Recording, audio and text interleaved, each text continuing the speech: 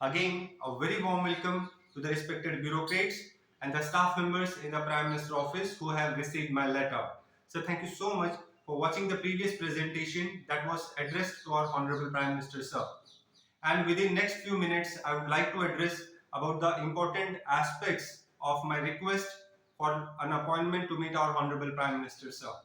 And through this presentation dated 28th of June 2023, I am addressing all the relevant bureaucrats and the staff members in the Prime Minister office, as I do not know who among you shall grant me and help me to get an appointment to meet our Honorable Prime Minister sir. I completely understand how difficult and tedious task is to get an appointment out of the precious time of our Honorable Prime Minister sir. Respected bureaucrats and respected staff members, it's my request with folded hands that please, after watching this presentation, do not consider this project on this stage of its development as a matter and affair of Central Education Ministry. And please do not reject my request for an appointment to meet our Honorable Prime Minister sir, and please do not forward this whole proposal to Central Education Ministry. Respected bureaucrats, please understand the gravity of my request. I am trying to get an appointment with Adarniya Shri Narendra Modi ji, who is a visionary and powerful leader of our country and this world, who is a successful politician and also the Prime Minister of our country. As far as my appointment is concerned, I am requesting the bureaucracy that please allow me to give a presentation of 15 minutes in front of Adarniya Shri Narendra Modi ji and his council of advisors of relevant field, as I mentioned in my letter. And the agenda of this presentation is to acknowledge national and international confidential aspects of this project that are relevant to Adarniya Shri Narendra Modi ji as a Prime Minister of our country, and to hand over this specifically prepared report of this project for our Honorable Prime Minister sir. Respected bureaucrats, please do the needful.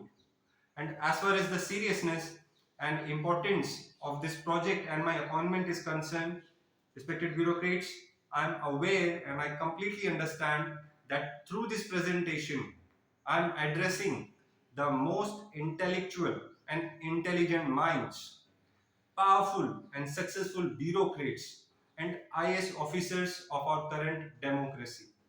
So I deeply and sincerely mean each resolution of my research, as I mentioned in my vision and mission of the previous presentation.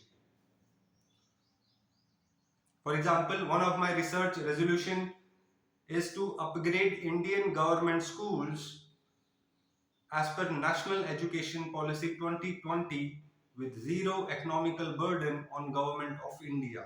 That is without any additional educational budgets or educational funds by either Central Education Ministry or State Education Ministry.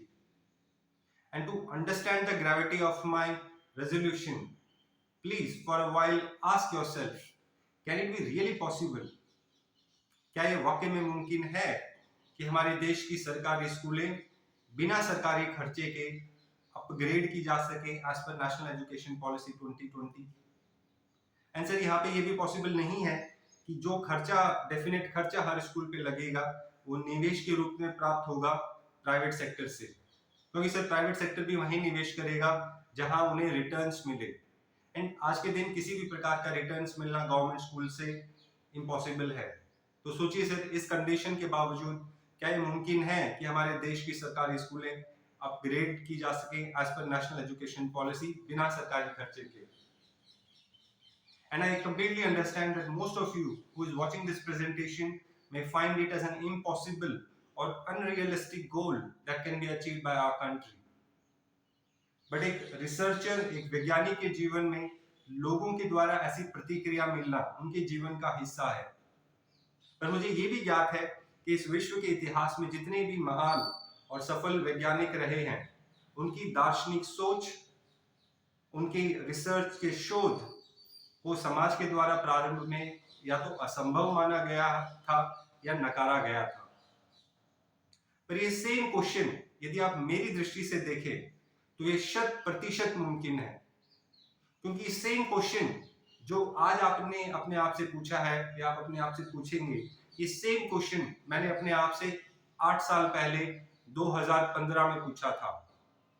When during my field research I realized the lack of good quality of education in government school. One of the factor was the lack of additional educational budgets by either Central Education Ministry or State Education Ministry. And in the shoes of an engineer, as a real-time system developer, इस प्रश्न का and ऐसे important relevant questions का real time basis पे solution पता करना ही मेरी पूरी रिसर्च और मैंने मेरे जीवन के अस्तित्व का लक्ष्य बनाया, जिसके लिए सर मुझे 9 वर्ष की फील्ड रिसर्च लगी। और भौतिक स्तर पे यदि मैं कहूँ तो sir hand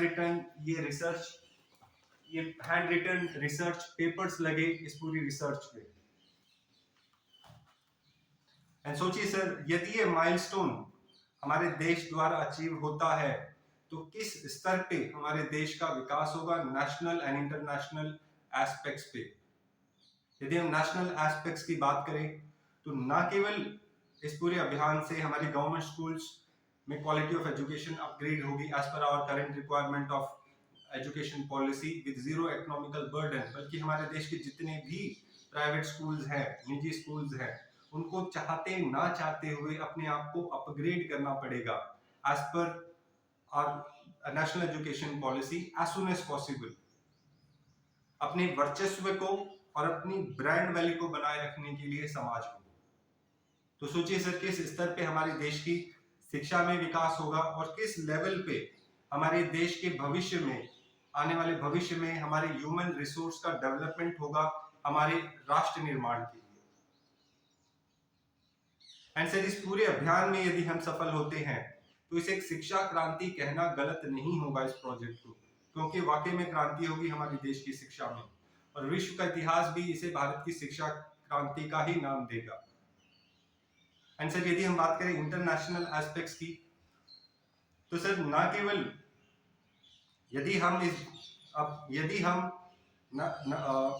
with zero economical burden यदि हम हमारे देश की गवर्नमेंट स्कूल्स को अपग्रेड कर सकते हैं as per are national education policy, तो सोचिए सर, इस पूरे विश्व के आउट ऑफ 197 कितने ऐसे देश होंगे जिन्हें हम कह सकते हैं डेवलपिंग नेशंस या कंट्रीज विद इकोनॉमिकल बर्डन, जो भारत से कोलैबोरेट करके शिक्षा क्रांति के मार्गदर्शन पे चल के या ब्लूप्रिंट्स पे चल के अपने देश की शिक्षा में सुधार करना चाहेंगे as per their education policies with zero economical burden.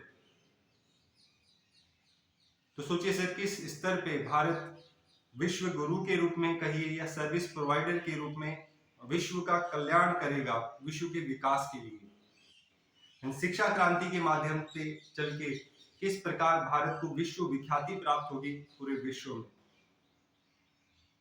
Respected bureaucrats, I beg an apology.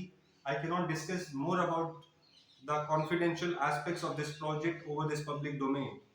But coming back to the agenda of my whole presentation, why it is important for me to get an appointment with Adarni Shri Narendra Modi ji.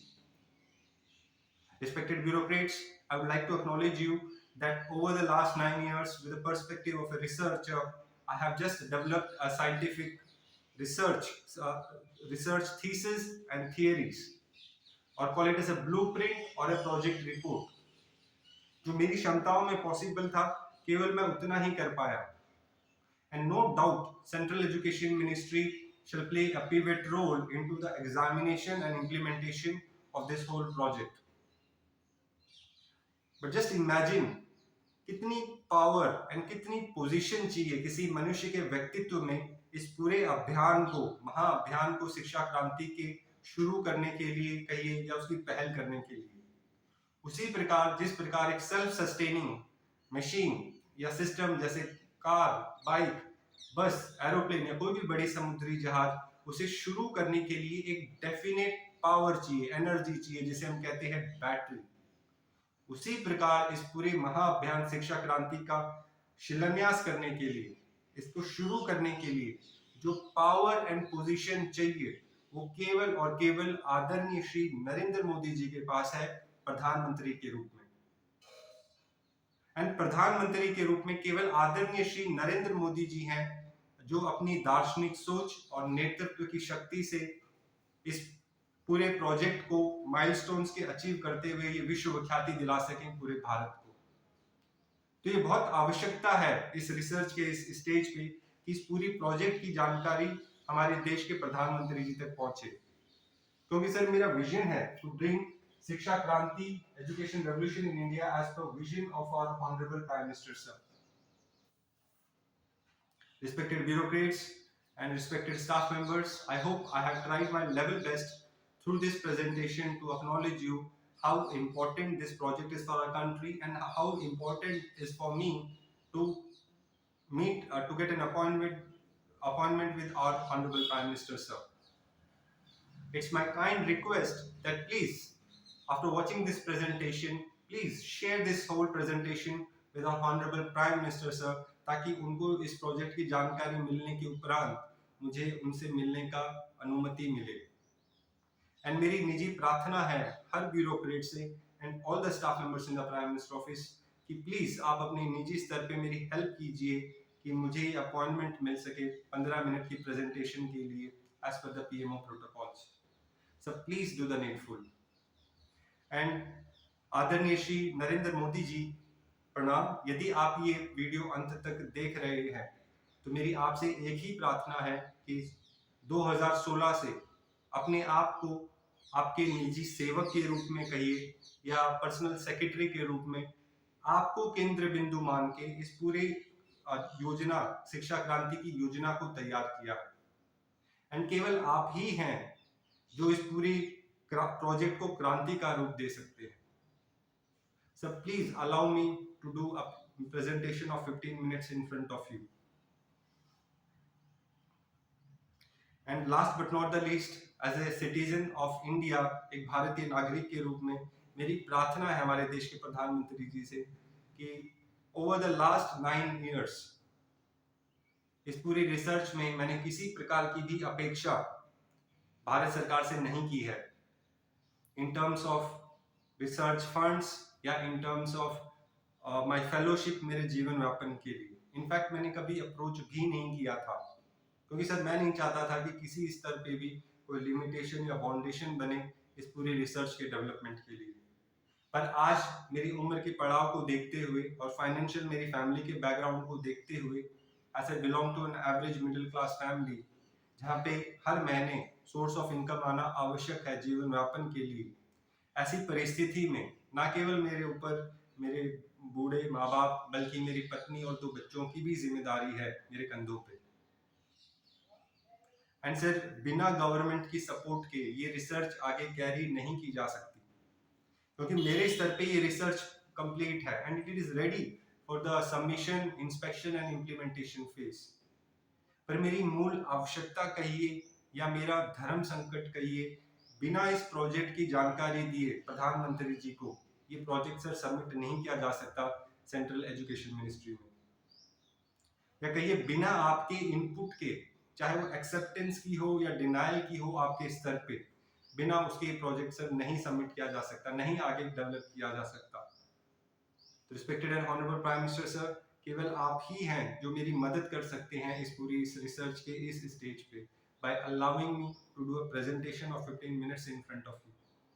So please help me and please do the needful. And in the end, thank you so much to our Honorable Prime Minister sir, to all the respected bureaucrats and all the respected staff members in the Prime Minister office for watching this presentation and giving me your valuable time. So thank you so much and please do the needful and please help me to get an appointment with our honorable prime minister sir, क्योंकि मुझे पता है कि एक आम आदमी का प्रधानमंत्री जी से मिलना कितना मुश्किल है। So please do the needful. जय हिंद, जय भारत।